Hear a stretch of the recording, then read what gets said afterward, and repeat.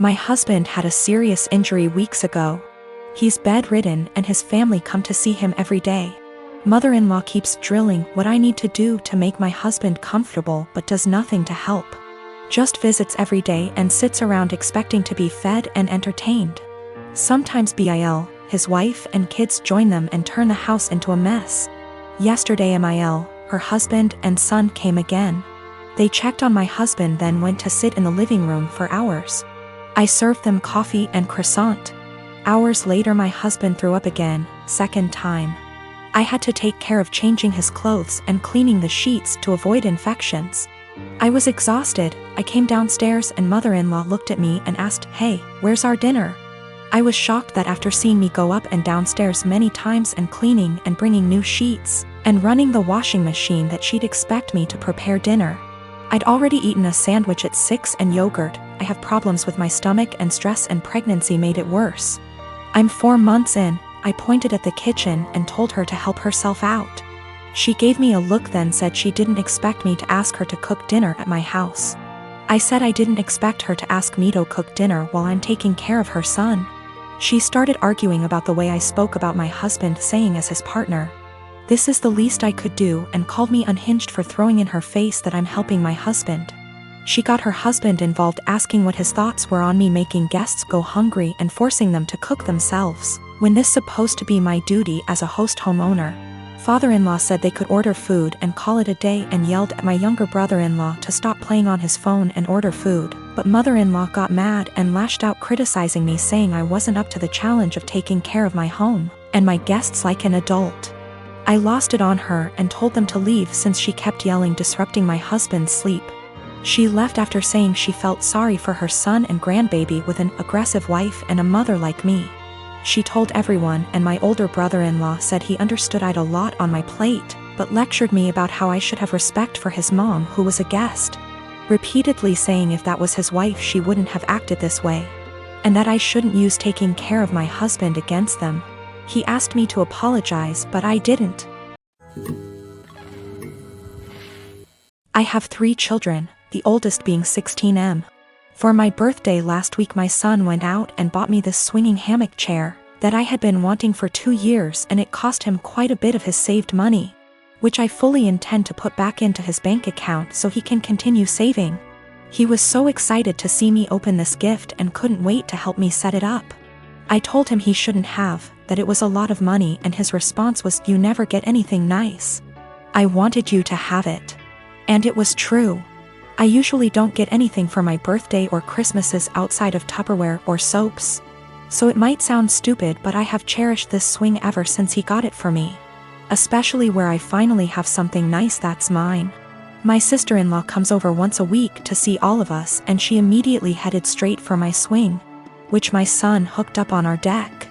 I told her to please not sit on it and she said, "Is there a weight limit?" So I told her yes. 250 pounds and I even showed her the box to confirm. She was not upset about this. She just said that's a bummer. They need to make something capable of holding us big girls. I simply agreed with her and went about my business. At this point my husband shows up from work. When I went inside to grab us some drinks her and my husband are talking on the porch and not even 5 minutes later I hear a loud crash. I go out and sure enough she had sat in my swing and the crochet netting around the hook snapped on one side, causing her to fall right on her ass. She is sitting there laughing, gets up and says, "I guess I need to learn to listen." So I lost it. As I said above, I literally never get anything nice. Never. This is the one thing that I had that was mine and it didn't even take someone a freaking week before they ruined it for me. So I said, "I literally just told you not even 20 minutes ago that it would not hold you and to please not sit in it." She makes some comment about usually the weight limit is a lie. I thought it would hold. So I said the weight limit probably would have held if you were only 50 pounds heavier than it, not 150. She is 420-ish lbs because she is one of those girls who eat food on camera for money and she absolutely loves her weight, but regardless, instead of apologizing or offering to compensate me for my destroyed item, she has resorted to saying I'm a shitbag for making her feel like her weight is a problem and my husband is on her side. This happened during this weekend, me being in my early 30s and my GF in her late 20s. I was invited to a wedding ceremony of a colleague and could bring someone with me. I asked my girlfriend that I've been dating for a year if she would like to join me, and she was really happy because she apparently loves weddings. Since we don't live together, I drove to pick her up so we'd have some time to spare before the ceremony. As she comes out, she looks really beautiful and has obviously put in time to fix her hair and makeup. She's also wearing an off-white dress that was rather ornate. As she got in, I told her that she looked stunning, but I asked if she could change to a different colored dress for the ceremony. I'm not one for etiquette by far, but one of the few things I have heard everywhere is that you should not wear a white dress to a wedding unless you're the bride. She became pretty upset and wanted to know what was wrong with her dress. I said that it would be inappropriate to wear a white or off-white dress unless you're the bride, and that it's like wedding law or something. Trying to be light-hearted about it.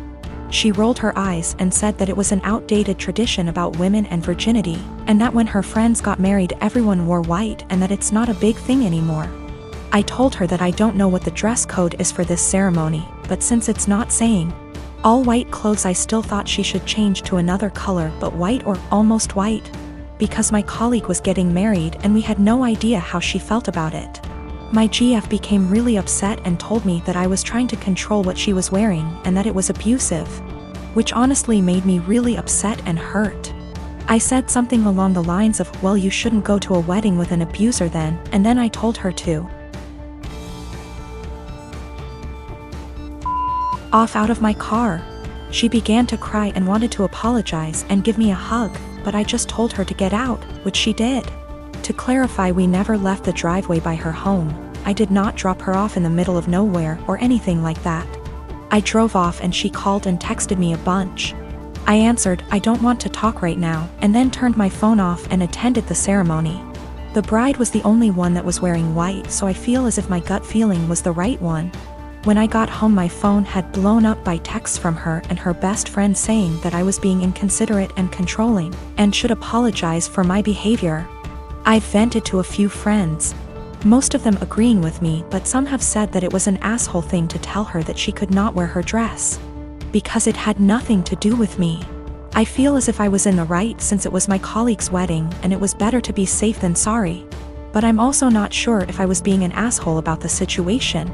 My girlfriend found out about the thread, don't know if she knew my handle, or just found it, and we talked over the phone. She apologized and I apologized, and it was a pretty good talk. She asked if she could come over, and I said no and that it would be best for us to go our separate ways. She got upset and asked why I wouldn't even try to work it out. I basically just said good. Bye. And then she said my was small, which actually made me laugh after what had been a pretty mature conversation, and then she hung up.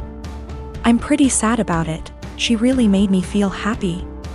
I was hurt, but if she did think I was being abusive, it would be the right thing to do. And if she did not think I was being abusive and said it anyways, I would not want to be with her. So anyways, I think things worked out for the best for us both. I'm the dad of a 25-year-old young girl who I love very much. I've been able to have a good relationship with my daughter and I enjoy my time with her. But there's one thing about her that would give many people pause. She is a diagnosed sociopath. She exhibited odd, disturbing behavior at a young age, and after a serious incident of abuse towards her younger sister, I realized she needed professional help. Throughout her elementary years, she struggled heavily, getting in lots of trouble in school for lying, cruelty, and all other types of misbehaviors. With an enormous amount of therapy and support, her bad behavior was minimized as she grew older. She received an ASPD diagnosis at 18, and I had suspected it for long prior. After her aggressive behavior was tamed, her following years were much more fruitful. She's law-abiding, has a decent job and a good education, and has many good friendships and admirers. Especially male admirers. She is very, very charming and adept at attracting guys and maintaining their interest. She uses that old dating guide, The Rules, like a Bible. She currently has a boyfriend of about a year and a half who's crazy about her, and who I have a very strong relationship with. We live in the same area and spend time together regularly. He is a great guy, very kind, funny and intelligent. but I doubt she loves him. We've had some very honest, in-depth discussions about her mental health since her diagnosis. And she's been open with me that she doesn't feel love or empathy towards anyone, even family. When she acted very sad and broken up over the death of one of her closest friends at the funeral, she confessed to me privately that it was all a put-on, and that she felt pretty neutral about the whole thing. She has also stated she has never once felt guilty about anything she's ever done, and doesn't know what guilt feels like. While she enjoys being around her boyfriend and is sexually attracted to him, I highly doubt she feels much of anything towards him love-wise. Her boyfriend, who might propose soon, has no idea about her diagnosis. And she's been very upfront with me that she has no plans to ever tell him, thinking it'll scare him away. I've made it clear to her that she needs to tell him the truth before they marry, that he has the right to know and consider it, or I will, to which she always responds, "I know you wouldn't dare." I really like and respect this young man, and would feel awful keeping this secret from him, and letting him walk into a marriage without this piece of knowledge. I'm not trying to sabotage my daughter's future. Maybe her boyfriend's love of her personality and other aspects is enough that it won't end the relationship. It's his decision to make, but he deserves all the facts. Someday he's bound to find out she's a bit off. It can't be kept a secret forever.